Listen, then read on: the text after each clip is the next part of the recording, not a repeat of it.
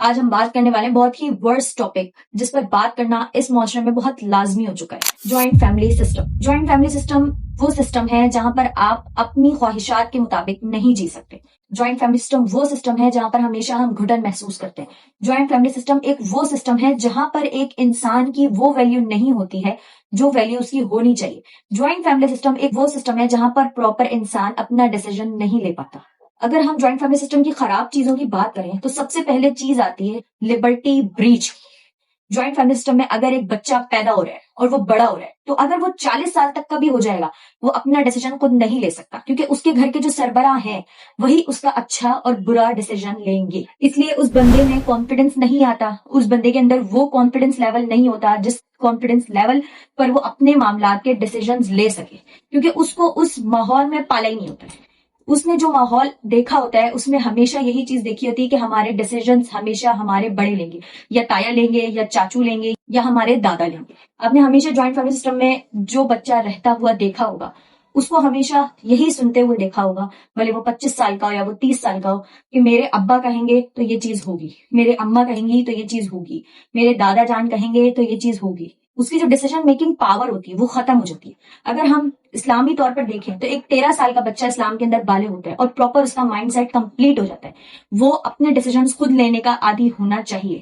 مگر joint family system کے اندر وہ اپنے ڈیسیژنز خود نہیں لے پاتا، اس وجہ سے آہستہ آہستہ اس کا جو کانفیڈنس ہے وہ شیٹرڈ ہو جاتا ہے اور اس کو اپنی زندگی رول کروانے کی عادت ہو جاتی ہے، اور وہی رولز وہ اپنی بیوی پر اپلائی کرواتا ہے۔ جوائنٹ فیملی سسٹم میں سیکنڈ چیز جو سب سے بری ہے privacy breach. Joint family system کے اندر پرائیویسی نام کی کوئی چیز نہیں رہتی ہے۔ جوائنٹ فیملی سسٹم میں ساس، جوائنٹ فیملی سسٹم میں نندے آپ کو وہ پرائیویسی نہیں دے پائیں گی جو پرائیویسی آپ کو چاہیے۔ ہمیشہ آپ کے اوپر ایک کیمرہ لگا رہے گا، ہمیشہ آپ کے اوپر ایک چیز لگی رہے گی، ہمیشہ آپ کو ایک ڈر اور خوف لگا رہے گا، ہمیشہ آپ کو ایک رپورٹ دینی پڑے گی ہر چیز کی، اور آپ اپنے ڈیسیژنز خود نہیں لے پائیں گی۔ ہمیشہ آپ نے جہاں جانا ہے آپ نے اپنی ساس اور سسر سے پوچھ کر جانا ہے، آپ نے جو کرنا ہے آپ نے اپنے گھر کے بڑوں سے پوچھ کے کرنا ہے، آپ نے اپنی لائف کے ڈیسیژن لینے ہیں آپ نے ہمیشہ اپنے بڑوں سے پوچھ کے لینے ہیں، آپ نے جو بھی کرنا ہے آپ نے اپنے بڑوں سے کرنا ہے۔ اور پرائیویسی بریچ کا سب سے بڑا مسئلہ یہاں آتا ہے کہ اگر ایک شوہر اور بیوی کے اندر انڈرسٹینڈنگ نہیں ہوتی تو یہ جوائنٹ فیملی سسٹم میں جو گھر والے ہوتے ہیں یہ آپ کی انڈرسٹینڈنگ کو خراب کر دیتے ہیں، اور سب سے زیادہ ڈیورسز جوائنٹ فیملی سسٹم میں ہوتی ہیں، اور سب سے زیادہ ڈیورسز ساس اور نندوں کی وجہ سے ہوتی ہیں، کیونکہ وہ اس نیولی میرڈ کپل کو وہ انڈرسٹینڈنگ لیول پہ اترنے ہی نہیں دیتے جن کی ان کپل کو ضرورت ہے۔ وہ ہمیشہ بہو کی پرائیویسی کے اندر بولیں گی، وہ ہمیشہ جہاں نہیں بولنا چاہیے وہاں بھی بولیں گی۔ آپ نے ہمیشہ یہ سارے معاملات دیکھیں گے کہ اگر ایک جوائنٹ فیملی سسٹم میں ایک بہو آ رہی ہے تو نہ نند اس کو رہنے دے گی سکون سے، نہ اس کو ساس رہنے دے گی۔ ہماری ساسوں کے اندر ایک پرابلم ہے، پاکستانی ساس کے اندر یہ پرابلم ہے، اگر وہ بہو شادی کر کے لا رہی ہیں تو وہ اس کو اپنا نوکر سمجھتی ہے، وہ اس کو یہ سمجھتی ہے کہ یہ آ گئی ہے تو اب سارے گھر کے کام یہ کرے گی اور ہمیں یہ رپورٹ کرے گی۔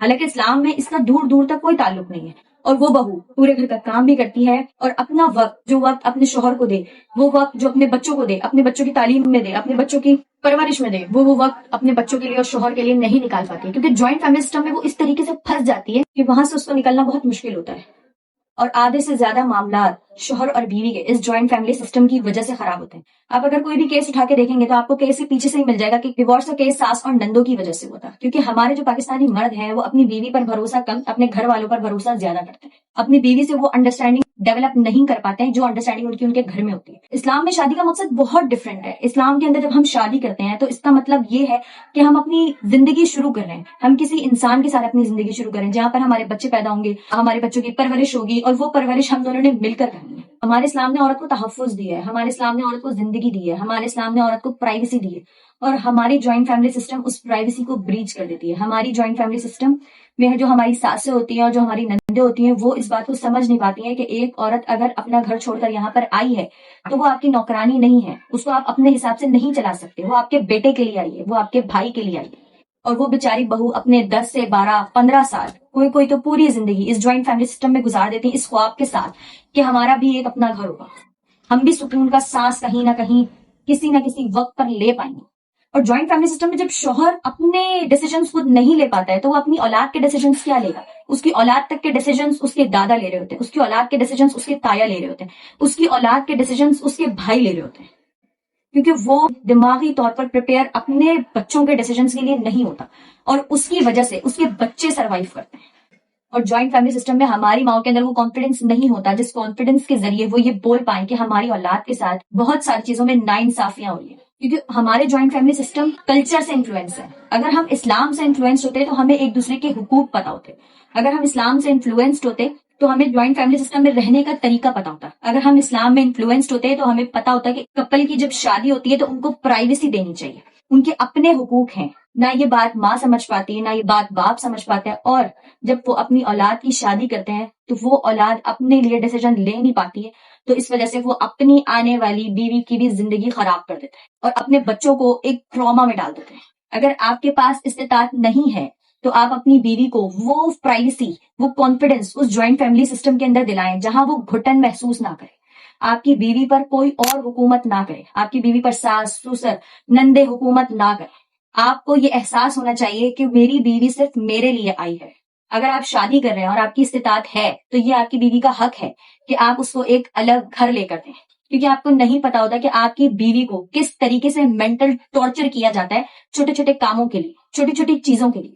کیونکہ وہ اپنے ماحول سے نکل کر آپ کی جوائنٹ فیملی سسٹم کے ماحول کے اندر فٹ ہوتی ہے اور اس کو ایسا لگتا ہے کہ وہ ریموٹلی کام کر رہی ہے.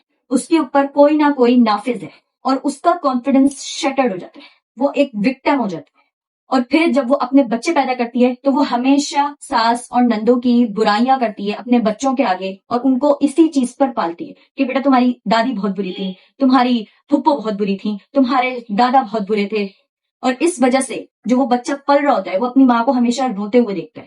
اور جب ایک بچہ اپنی ماں کو روتے ہوئے دیکھے گا تو وہ ہمیشہ اپنی دادی اپنی پھپھوں سے نفرت ہی کرے گا. جب ایک بچہ اپنی ماں کو ہر وقت روتے ہوئے دیکھے گا اور ہر وقت اپنے باپ کے گھر والوں کی برائیاں کرتے ہوئے دیکھے گا تو آپ سوچیں کہ وہ کس مینٹیلٹی پر پل رہا ہے. اور جب بڑا ہوگا تو وہی ساری چیزیں اس کی لائف میں آئیں گی کہ وہ اپنے ڈیسیجنز خود نہیں لے سکتا بلکہ اس کا باپ بھی اس کے ڈیسیجنز نہیں لے سکتا. اس کے دادا صاحب اس کے ڈیسیجنز لیں گے، اس کے تایا صاحب اس کے ڈیسیجنز لیں گے.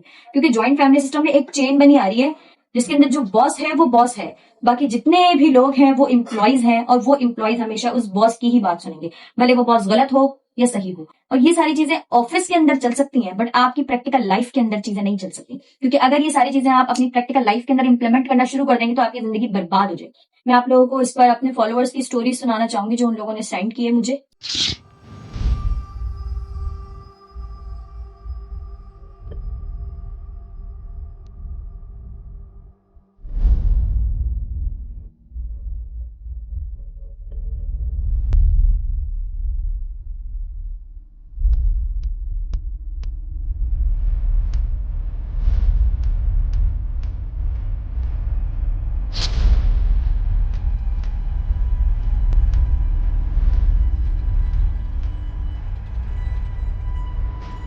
اینڈ میں آپ کو یہی کہنا چاہوں گی کہ جوائنٹ فیملی سسٹم برا نہیں ہے پر آج کا جوائنٹ فیملی سسٹم برا ہے.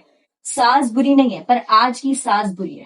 اور ایک مرد کو ہمیشہ یہ ساری باتیں جب سمجھ آتی ہیں جب وہ اپنے بھائیوں سے دھوکہ کھا چکا ہوتا ہے، جب وہ اپنے ماں باپ سے دھوکہ کھا چکا ہوتا ہے، جب وہ ایک جوائنٹ فیملی سسٹم کے اندر اتنا وقت گزار چکا ہوتا ہے، جو وقت اس کی جوانی کا ہوتا ہے، جو وقت اس کے کمانے کا ہوتا ہے. بوڑھا ہونے کے بعد اس کو بہت ساری چیزیں سمجھ آتی ہیں اور جب اس کو اپنی بیوی اور اپنی اولاد اپنی لگتی ہے. تو اگر آپ اپنی جوائنٹ فیملی سسٹم میں رہ رہے ہیں تو برائے مہربانی اپنی بیوی کو پرائیویسی دلوائیں، اپنی بیوی پر کسی کو حکومت نہ کروانے دیں، اپنے بچوں کا ڈیسیژنز ہمیشہ خود لیں کیونکہ یہ چیزیں آپ کی بیوی اور بچوں کا حق ہے.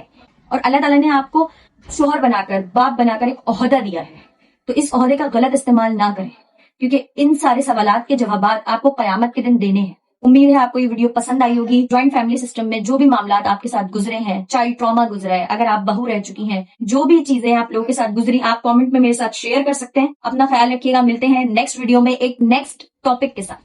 اللہ حافظ.